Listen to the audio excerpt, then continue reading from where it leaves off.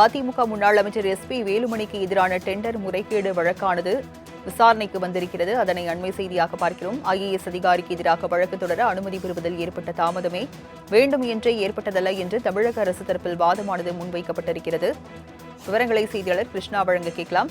கிருஷ்ணா, சென்னை உயர்நீதிமன்றத்தில் இந்த வழக்கு தொடர்பாக தமிழக அரசு என்ன வாதங்கள் முன்வைத்தது? விவரங்கள் என்ன? வணக்கம்.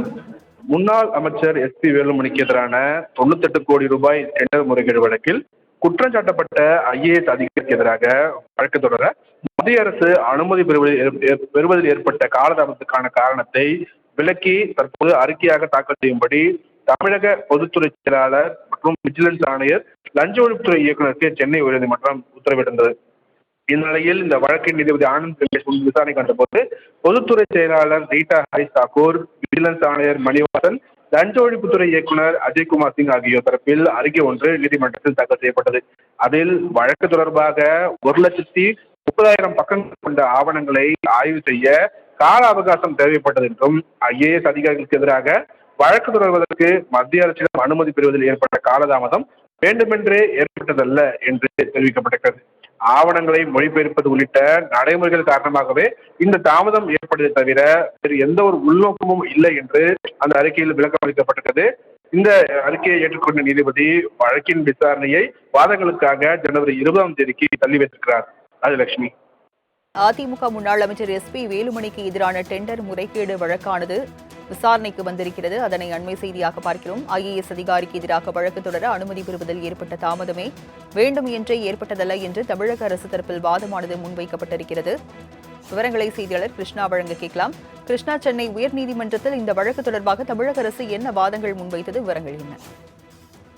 வணக்கம். முன்னாள் அமைச்சர் எஸ்பி வேலுமணிக்கு எதிரான 98 கோடி ரூபாய் டெண்டர் முறைகேடு வழக்கில் குற்றம் சாட்டப்பட்ட IAS அதிகாரிக்கு எதிராக வழக்கு தொடர மத்திய அரசு அனுமதி பெறுவதில் ஏற்பட்ட காலதாமதத்துக்கான காரணத்தை விளக்கி தற்போது அறிக்கையாக தாக்கல் செய்யும்படி தமிழக பொதுத்துறை செயலாளர் மற்றும் விஜிலன்ஸ் ஆணையர் லஞ்ச ஒழிப்புத்துறை இயக்குநருக்கு சென்னை உயர்நீதிமன்றம் உத்தரவிட்டிருந்தது.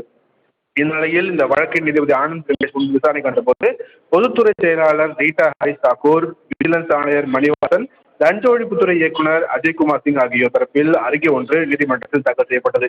அதில் வழக்கு தொடர்பாக 1,30,000 பக்கங்கள் கொண்ட ஆவணங்களை ஆய்வு செய்ய கால அவகாசம் தேவைப்பட்டது என்றும் IAS அதிகாரிகளுக்கு எதிராக வழக்கு தொடர்வதற்கு மத்திய அரசிடம் அனுமதி பெறுவதில் ஏற்பட்ட காலதாமதம் வேண்டுமென்றே ஏற்பட்டதல்ல என்று தெரிவிக்கப்பட்டிருக்கிறது.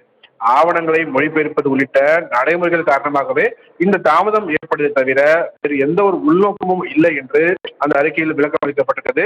இந்த அறிக்கையை ஏற்றுக்கொண்ட நீதிபதி வழக்கின் விசாரணையை வாதங்களுக்காக ஜனவரி 20ஆம் தேதிக்கு தள்ளி வைத்திருக்கிறார். ராஜலட்சுமி. விவரங்களை வழங்கியதற்கு நன்றி கிருஷ்ணா.